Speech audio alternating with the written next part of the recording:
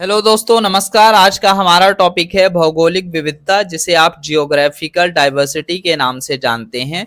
ये भारत की विविधता के तहत आता है। तो चलिए शुरू करते हैं आज का अपना टॉपिक। देखिए, भौगोलिक दृष्टि से भारत विविधताओं का देश है।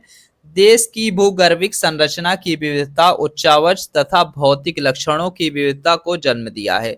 भारत के सुदूर में आप देखते हैं उत्तर में, तो आपको हिमाच्छादित शिखरों वाला विशाल हिमनद और गहरी घाटियों से युक्त हिमालय देखने को मिलता है। हिमालय पर्वत श्रेणी आप लोग जानते हैं भारत के उत्तर दिशा में है और ये उत्तर से पूरब की तरफ फैला हुआ है। ठीक है।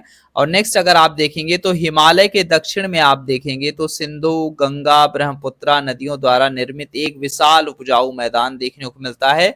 विशाल मैदान के दक्षिण में आप देखेंगे तो आपको प्रायद्वीपीय पठार देखने को मिलता है, जिसमें आप विंध्याचल पर्वत श्रेणी और सतपुड़ा पर्वत श्रेणी देखने को मिलती है। खास बात आपको एक और याद रखना है, सतपुड़ा पर्वत श्रेणी और विंध्याचल पर्वत श्रेणी के मध्य से नर्मदा नदी बहती है रिफ्ट वैली में, इतना याद रखना है। और नर्मदा नदी कहाँ मिलती है साथियों? तो अरब सागर में आप देखेंगे तो नर्मदा नदी मिलती है और ये खंभात की खाड़ी में अपना जल गिराती है नर्मदा नदी। वहीं तापी और माही नदी भी आपको देखने को मिल जाती है खंभात की खाड़ी में, और खंभात की खाड़ी याद रखना है अरब सागर में पड़ता है।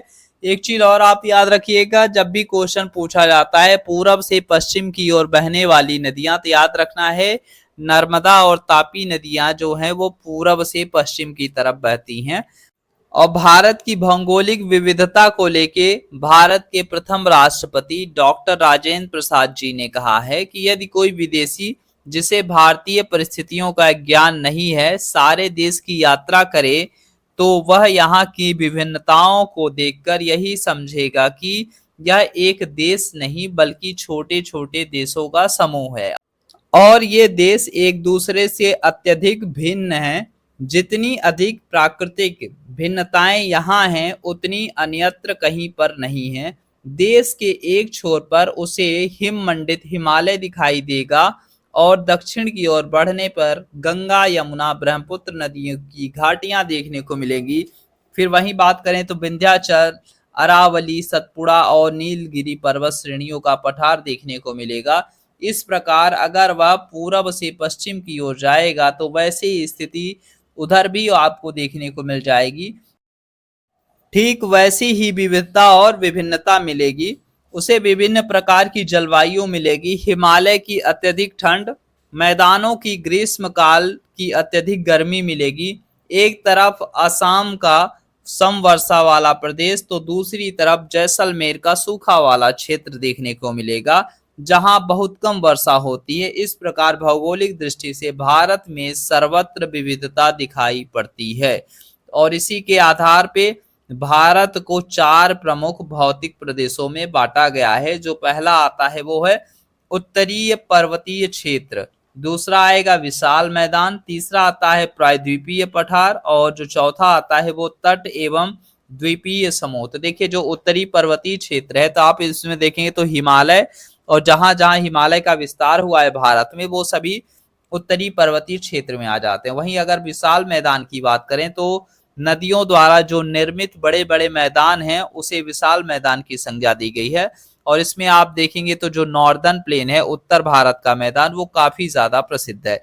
और प्रायद्वीपीय भारत की बात किया जाए, प्रायद्वीपीय पठार की बात किया जाए तो जो मध्य प्रदेश, छत्तीसगढ़ और महाराष्ट्र वाला जो क्षेत्र है ये प्रायद्वीपीय पठार के तहत आता है। इसी में आप देखेंगे तो जो नर्मदा नदी हो गई, तापी नदी हो गई, सोन नदी हो गई, तो यहीं से निकल रही है, प्रायद्वीपीय पठारी क्षेत्र से ही निकलती हैं। अगर तट और द्वीपीय समूह की बात किया जाए तो भारत देखिए लगभग आप देखेंगे तो भारत का जो तटीय क्षेत्र है ये केरल हो गया, कर्नाटक हो गया, गोवा हो गया, महाराष्ट्र हो गया, गुजरात हो गया। अगर उधर बात किया जाए तमिलनाडु, आंध्र प्रदेश, फिर इसके बाद अगर उड़ीसा हो गया, पश्चिम बंगाल हो गया, तो इतने से राज्य आप देख रहे हैं। सभी के सभी राज्य क्या कर रहे हैं? तटीय क्षेत्र पे स्थित है, समुद्र से लगे हुए क्षेत्र आपको देखने को मिल जाते हैं।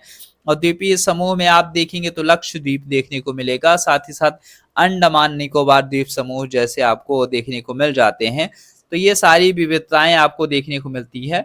और एक चीज अगर बात किया जाए तो देश की जलवायु संबंधी विविधता भी आपको देखने को मिलेगी। मेघालय के मौसिनराम में आप देखेंगे तो 1200 सेंटीमीटर से अधिक ज्यादा वहां पे वर्षा होती है। वहीं आप देखेंगे तो थार के मरुस्थल में 25 सेंटीमीटर से भी कम बारिश होती है। और लेह में आप देखेंगे तो -45 डिग्री टेम्परेचर देखने को मिल जाता है। जबकि आप अगर चुरू राजस्थान जाते हैं, राजस्थान का जो चुरू है, वहां पे आप देखेंगे तो 50 डिग्री सेंटीग्रेड से भी ज्यादा टेम्परेचर आपको देखने को मिल जाता है। तो इस तरीके आप कह सकते हैं कि भारत विविधताओं का देश है। मतलब यहाँ पे आप देखेंगे तो भौगोलिक विविधता बहुत ज्यादा देखने को मिलती है। तो उम्मीद करते हैं ये वीडियो पसंद आई होगी साथियों। मिलते हैं अपने नेक्स्ट वीडियो में।